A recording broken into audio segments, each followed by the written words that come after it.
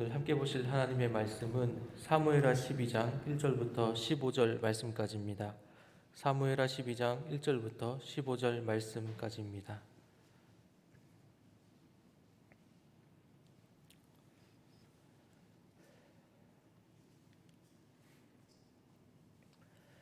일 절 말씀 제가 먼저 읽겠습니다. 여호와께서 나단을 다윗에게 보내시니 그가 다윗에게 가서 그에게 이르되 한 성읍에 두 사람이 있는데 한 사람은 부하고 한 사람은 가난하니 가난한 사람은 아무것도 없고 자기가 사서 기르는 작은 암양 새끼 한 마리뿐이라. 그 암양 새끼는 그와 그의 자식과 함께 자라며 그가 먹는 것을 먹으며 그의 잔으로 마시며 그의 품에 누움으로 그에게는 딸처럼 되었거늘.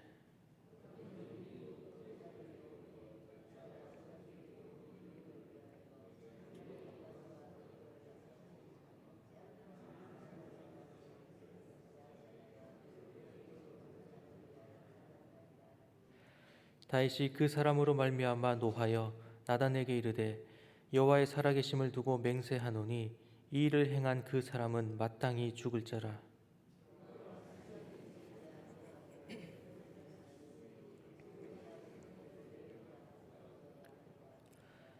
나단이 다윗에게 이르되 당신이 그 사람이라. 이스라엘의 하나님 여호와께서 이와 같이 이르시기를 내가 너를 이스라엘 왕으로 기름 붓기 위하여 너를 사울의 손에서 구원하고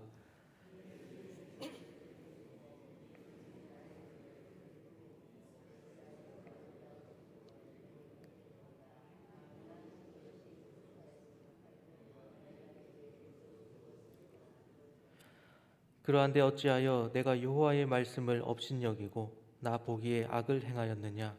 내가 칼로 햇사람 우리아를 치되 암몬 자손의 칼로 죽이고 그의 아내를 빼앗아 내 아내로 삼았도다.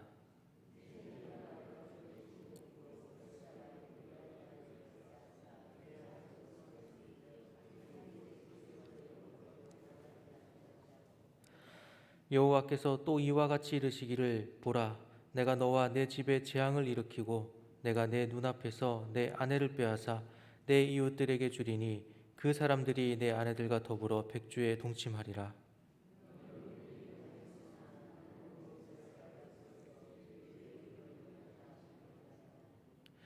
다윗이 나단에게 이르되 내가 여호와께 죄를 범하였노라 하매 나단이 다윗에게 말하되 여호와께서도 당신의 죄를 사하셨나니 당신이 죽지 아니하려니와.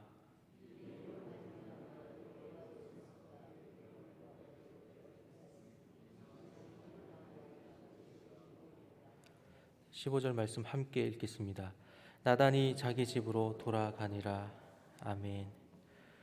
하나님 아버지, 오늘도 이 시간 주님 앞에 예배하기 위하여 우리를 인도하여 주심을 감사드립니다.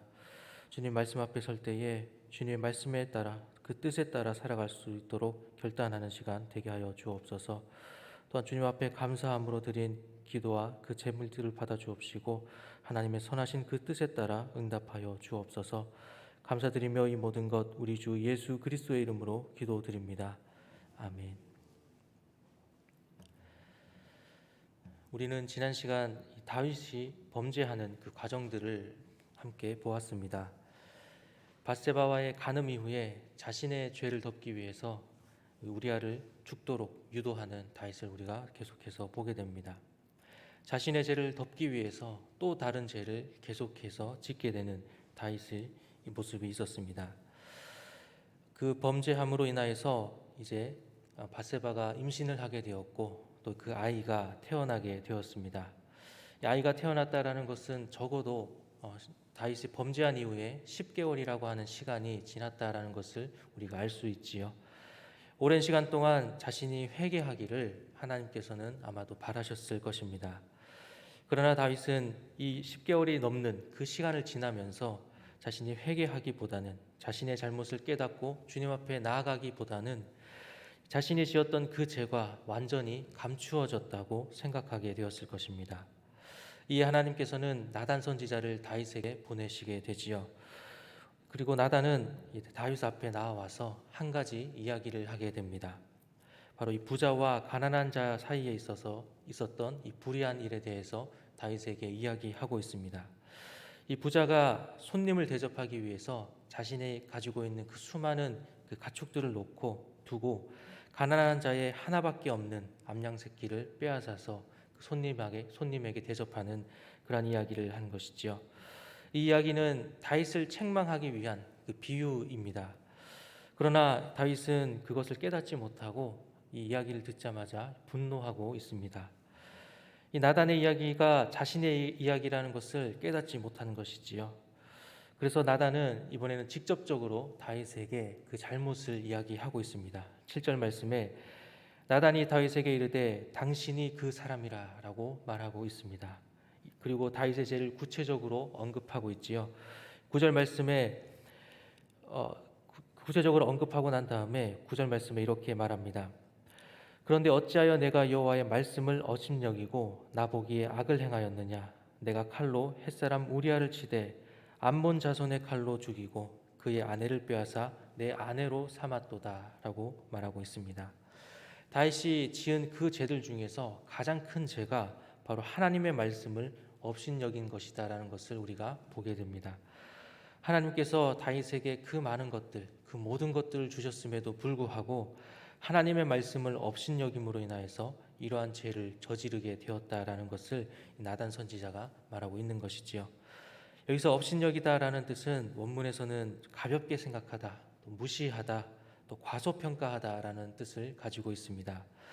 이 하나님의 말씀을 무시하게 될 때에 하나님이 주신 힘과 권력으로 우리아의 아내를 빼앗고 우리아를 죽이게 되었던 이 다윗의 모습을 우리가 보게 됩니다. 그리고 나아가서 하나님의 심판이 있을 것임을 또한 말하고 있지요. 이 나단의 책망을 듣고 다윗은 그 자리에서 회개하게 됩니다. 13절 말씀에 다윗이 나단에게 이르되 내가 여호와께 죄를 범하였노라라고 말하고 있습니다. 그리고 이 회개를 보고 나단이 이야기합니다. 죄는 용서받게 되어지지만 그 죄에 대한 대가는 치러야 한다라는 것을 말하고 있지요. 13절 하반절과 14절에 이렇게 말합니다. 나단이 다윗에게 말하되 여호와께서도 당신의 죄를 사하셨나니 당신이 죽지 아니하려니와 이 일로 말미암아 여호와의 원수가 크게 비방할 거리를 얻게 하였으니 당신이 낳은 아이가 반드시 죽으리이다라고 말하고 있습니다. 죄는 용서받았지만 죄의 대가로 그 아들이 죽게 될 것임을 말하고 있는 것이지요. 우리는 여기서 한 가지 좀 의문을 가지게 됩니다. 죄를 용서받게 되었는데 어째서 이 아이가 죽어야 했는가라는 그러한 생각을 우리가 하게 되지요. 우리가 이것을 통하여서 보게 되는 것은 하나님의 공의를 세우는 일이 더 중요하다라는 것을 우리가 보게 됩니다. 인간의 생각으로는 이 아들이 지은 죄가 아니기 때문에 하나님께서 이 아들을 데려가시는 것이 어쩌면 우리 인간의 생각으로는 좀 너무하신다라는 생각을 할 수 있게 되어지지만 그러나 다윗의 죄, 그 죄에 대한 대가 그것에 대해서 생각해 볼 때에 하나님의 공의를 세우는 일이 반드시 필요하다라는 것을 우리가 보게 됩니다. 죄에는 반드시 그 대가가 있다라는 것을 우리에게 보여주고 있는 것이지요. 우리는 이러한 모습들을 성경의 여러 곳에서 보게 됩니다. 그러나 가장 확실하게 증거하고 있는 것은 바로 예수 그리스도를 이 땅에 보내신 하나님을 보게 되는 것입니다. 우리 모두가 가진 그 죄를 용서하시기 위하여서 우리 모두의 죄의 대가를 지불하셔야 했지요.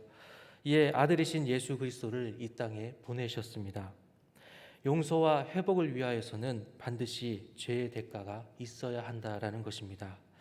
우리는 이 다윗의 오늘 범죄하고 또 그 범죄를 회개하는 과정, 또 하나님께서 다윗을 용서하셨지만 그 죄의 대가를 또한 치러야 한다라는 것을 우리는 본문 말씀에서 보게 됩니다. 다윗은 자신의 죄를 깨닫고 그 자리에서 회개했지만 그럼에도 불구하고 그 아들이 죽게 되는 것을 우리가 보게 됩니다.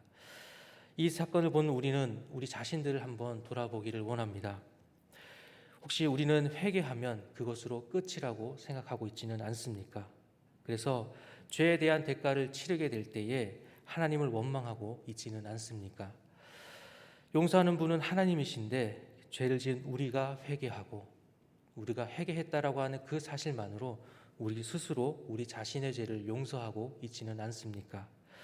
그러나 오늘 말씀에서 분명하게 보여주고 있는 것은 죄를 용서받을지라도 그 죄에 대한 대가를 치러야 한다라는 것입니다. 그것이 하나님의 공의를 세우는 일이기 때문입니다.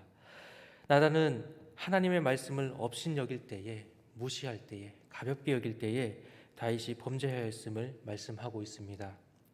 오늘 말씀을 통해 우리는 우리 자신을 돌아볼 때에 하나님의 말씀 앞에 어떠한 모습으로 서 있는지를 다시 한번 돌아보기를 원합니다.